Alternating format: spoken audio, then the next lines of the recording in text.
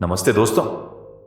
ऐसा सपना देखा है कभी कि कोई तुम्हारी इज्जत को ठोकर मार दे और तुम चुपचाप सह लो?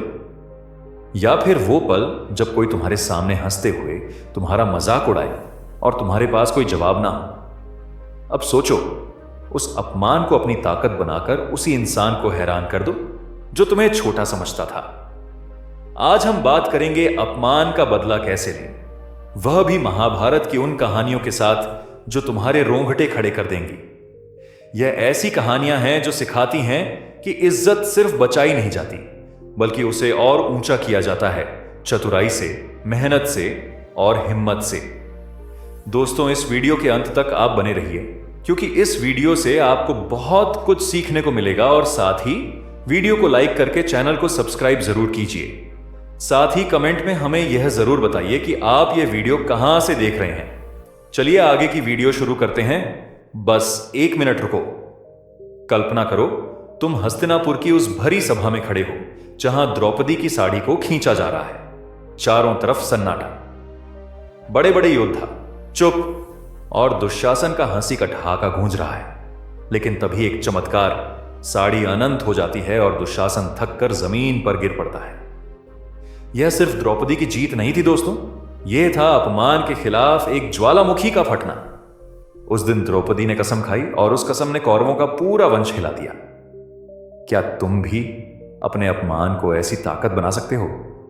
हां, बिल्कुल। और आज मैं तुम्हें बताऊंगा कैसे। महाभारत वो किताब है जो सिर्फ युद्ध की कहानी नहीं, बल्कि जिंदगी का हर सबक सिखाती है। इसमें हर किरदार, हर घटना हमें बताती है कि अपमान को चुपचाप सहना कमजोरी है, लेकिन उसका जवाब देना, वह भी समझदारी से, असली ताकत है। तो चलो इस सफर पर चलते हैं जहां हम सीखेंगे कि अपमान का बदला कैसे लिया जाता है, और वह भी महाभारत के योद्धाओं की तरह जो कभी हारे नहीं। महाभारत में वो पल जब द्रौपदी का चीरहरण हुआ सिर्फ एक अपमान नहीं था, यह पांडवों की इज्जत, उनके धर्म और उनकी ताकत पर सीधा हमला था। युधिष्ठिर ने जुए में सब कुछ हारा, राजपाट, भाई और आखिर में द्रौपदी को भी दांव पर लगा दिया। दुर्योधन और दुशासन को लगा पांडव अब खत्म हो गए। उन्होंने द्रौपदी को सभा में घसीटा, उसकी इज्जत को कुचलने की कोशिश की। लेकिन क्या हुआ? श्री कृष्ण ने द्रौपदी की पुकार सुनी और उसकी साड़ी को अनंत कर दिया। दुशासन हार गया और द्रौपदी ने उस सभा में कसम खाई कि वह इस अपमान का हिसाब लेगी। यह कसम सिर्फ शब्द नहीं थी दोस्तों, यह वो आग थी जो कुरुक्षेत्र के युद्ध की नींव बनी। द्रौपदी ने उस दिन दिखाया कि अपमान का जवाब तुरंत गुस्से से नहीं, बल्कि सही समय पर सही तरीके से दिया जाता है। उसने अपने दर्द को अपनी ताकत बनाया और पांडवों को एकजुट किया। इस कहानी से पहली सीख यह है, अपमान को अपनी कमजोरी मत बनने दो। उसे अपनी मेहनत, अपनी हिम्मत और अपनी चतुराई का हथियार बनाओ। जिंदगी में जब कोई तुम्हारा मजाक उड़ाए, तुम्हारी काबिलियत पर सवाल उठाए, तो गुस्सा होने की बजाय सोचो, मैं इसे कैसे अपनी जीत का रास्ता बनाऊंगा। आइए अब एक और कहानी सुनते हैं जो हमें सिखाती है कि अपमान का जवाब चुप्पी और मेहनत से कैसे दिया जाता है। यह है अर्जुन की कहानी। जब पांडव वनवास में थे, तब कौरवों को लगा कि वह अब कमजोर हो चुके हैं। दुर्योधन ने अर्जुन का मजाक उड़ाया, कहा कि वह अब बस एक जंगली योद्धा है जिसके पास ना राज्य है ना सेना। लेकिन अर्जुन ने क्या किया? वह चुप रहा। उसने गुस्से में जवाब नहीं दिया। उसने जंगल में तपस्या की, दिव्यास्त्र हासिल किए और अपनी ताकत को 10 गुना बढ़ा लिया। जब कुरुक्षेत्र का युद्ध शुरू हुआ तो वही अर्जुन जिसका मजाक उड़ाया गया था, उसने अपने बाणों से कौरवों की सेना को छलनी कर दिया। भीष्म जैसे महायोद्धा को तीरों की सेज पर लिटा दिया। कर्ण जैसे धुरंधर को धूल चटाई। यह था अपमान का जवाब। अर्जुन ने अपनी ताकत को निखारा और सही समय पर दुनिया को दिखाया कि वो क्या है। इससे हमें सीख मिलती है दोस्तों कि अपमान का जवाब देने के लिए गुस्सा या बहस की जरूरत नहीं। चाणक्य कहते थे, अपनी ताकत को छिपाओ और सही मौके पर उसे दिखाओ। मान लो तुम कॉलेज में हो और कोई तुम्हारी मेहनत का मजाक उड़ाता है, तुम चिल्लाकर जवाब दे सकते हो। लेकिन अगर तुम चुप रहकर पढ़ाई करो और टॉप कर जाओ, तो वह अपमान अपने आप जवाब बन जाएगा। अब बात करते हैं भीम की, जो अपमान का जवाब ताकत और रणनीति से देना सिखाता है। कौरव हमेशा भीम को कमजोर समझते थे। वो उसकी ताकत का मजाक उड़ाते थे, कहते थे कि वो बस एक पहलवान है, दिमाग नहीं। लेकिन भीम ने कभी अपने आत्मविश्वास को कम नहीं होने दिया। वनवास में उसने अपनी शारीरिक और मानसिक ताकत को और बढ़ाया, और जब कुरुक्षेत्र का युद्ध आया तो उसने दुर्योधन को गदा युद्ध में हराकर उसका घमंड तोड़ दिया। लेकिन भीम ने यह काम गुस्से में नहीं किया। श्री कृष्ण ने उसे बताया कि दुर्योधन की जांघ उसकी कमजोरी है। भीम ने उसी पर वार किया और जीत हासिल की। यह थी चतुराई, यह थी समझदारी। जिंदगी में भी हमें ऐसा ही करना है। अगर कोई तुम्हारा अपमान करे तो उसकी कमजोरी ढूंढो और अपनी ताकत से उसका जवाब दो। मान लो तुम न्यूज ऑफिस में हो और कोई तुम्हें बार बार नीचा दिखाता है, तुम गुस्सा होने की बजाय उसकी कमजोरी देखो। शायद वो समय पर काम नहीं करता। तुम मेहनत करके समय पर काम पूरा करो और बॉस की तारीफ बटोरो। यह होगा अपमान का सही जवाब। अब एक और जरूरी सीख जो महाभारत हमें देता है वह है धैर्य। अपमान का बदला लेने के लिए धैर्य सबसे बड़ा हथियार है। पांडवों को 13 साल का वनवास सहना पड़ा। इस दौरान उन्हें बार बार अपमानित किया गया, लेकिन उन्होंने हर बार धैर्य रखा। वो सही समय का इंतजार करते रहे और जब युद्ध का वक्त आया तो उन्होंने हर अपमान का हिसाब चुकता किया। धैर्य का मतलब कमजोरी नहीं दोस्तों, यह वह ताकत है जो तुम्हें सही मौके की तलाश करने में मदद करती है। दोस्तों, इस वीडियो के अंत तक आप बने रहिए, क्योंकि इस वीडियो से आपको बहुत कुछ सीखने को मिलेगा। और साथ ही वीडियो को लाइक करके चैनल को सब्सक्राइब जरूर कीजिए। साथ ही कमेंट में हमें यह जरूर बताइए कि आप यह वीडियो कहां से देख रहे हैं। चलिए आगे की वीडियो शुरू करते हैं। जब द्रौपदी का अपमान हुआ तो श्री कृष्ण ने तुरंत युद्ध की बात नहीं की। उन्होंने पांडवों को तैयार होने का समय दिया, और जब युद्ध हुआ तो उनकी रणनीति ने कौरवों को खत्म कर दिया। जिंदगी में भी हमें श्री कृष्ण की तरह सोचना है।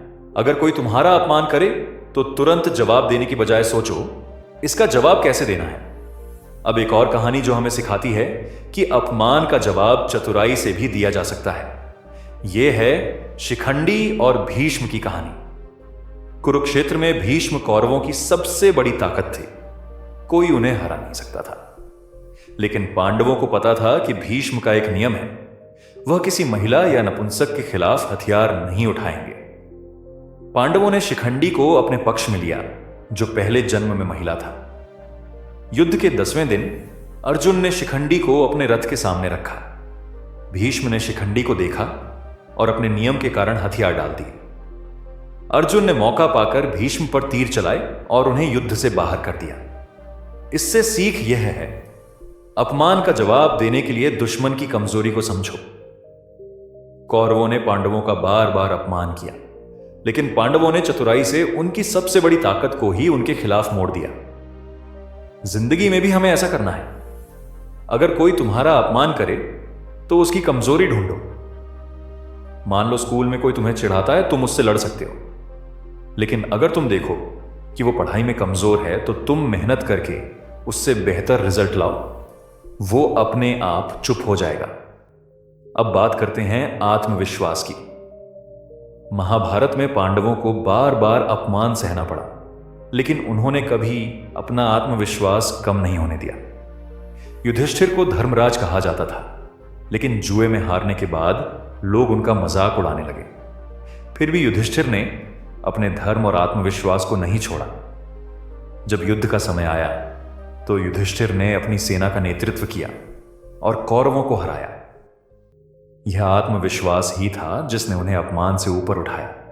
जिंदगी में भी हमें ऐसा करना है। अगर कोई तुम्हारा अपमान करे तो अपने आत्मविश्वास को और मजबूत करो। मान लो कोई कहता है कि तुम कुछ नहीं कर सकते, तुम खुद से कहो मैं यह कर सकता हूं और मेहनत करके उसे गलत साबित करो। अब एक और कहानी जो हमें सिखाती है कि अपमान का जवाब अपने लक्ष्य पर ध्यान देकर दिया जाता है। यह है कर्ण की कहानी। कर्ण एक महान योद्धा था, लेकिन उसे हमेशा सूतपुत्र कहकर अपमानित किया गया।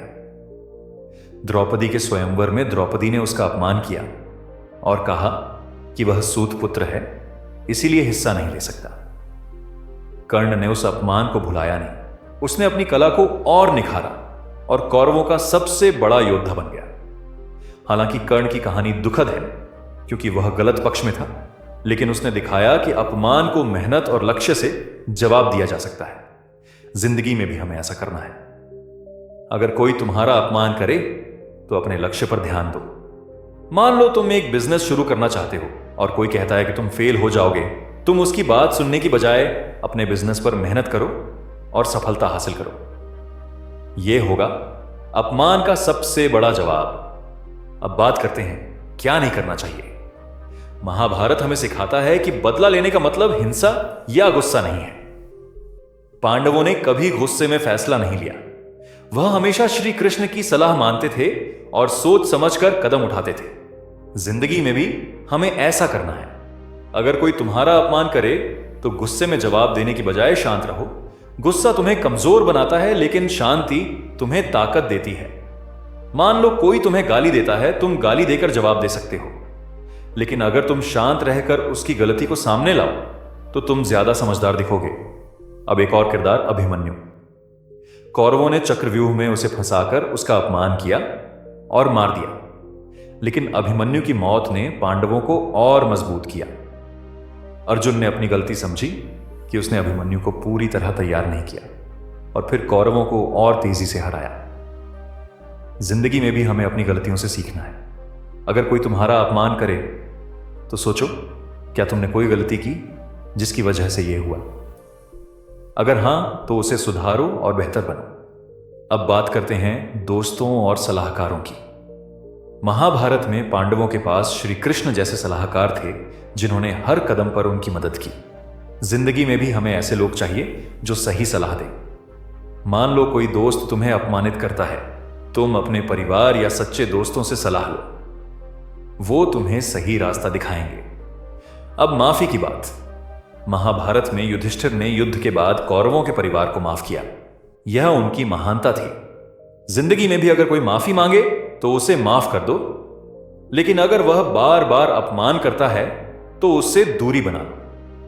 चाणक्य कहते थे, जो तुम्हारी इज्जत नहीं करता उसे अपनी जिंदगी में जगह मत दो। अब सकारात्मक सोच की बात। पांडवों ने कभी नकारात्मक सोच को हावी नहीं होने दिया। वो अपने लक्ष्य पर ध्यान देते थे। जिंदगी में भी अगर कोई तुम्हारा अपमान करे तो सकारात्मक सोचो। मान लो कोई कहता है कि तुम कुछ नहीं कर सकते, तुम सोचो, मैं मेहनत करके सबकी तारीफ लूंगा। अब एकलव्य की कहानी। द्रोणाचार्य ने उसे शिष्य बनाने से मना कर अपमान किया। एकलव्य ने उनकी मूर्ति बनाई और अकेले तीरंदाजी सीखी। उसने दिखाया कि अपमान का जवाब काबिलियत से दिया जाता है। जिंदगी में भी अगर कोई तुम्हारी काबिलियत पर सवाल उठाए तो उसे और निखारो। अब इज्जत की बात। द्रौपदी ने अपनी इज्जत को सबसे ऊपर रखा।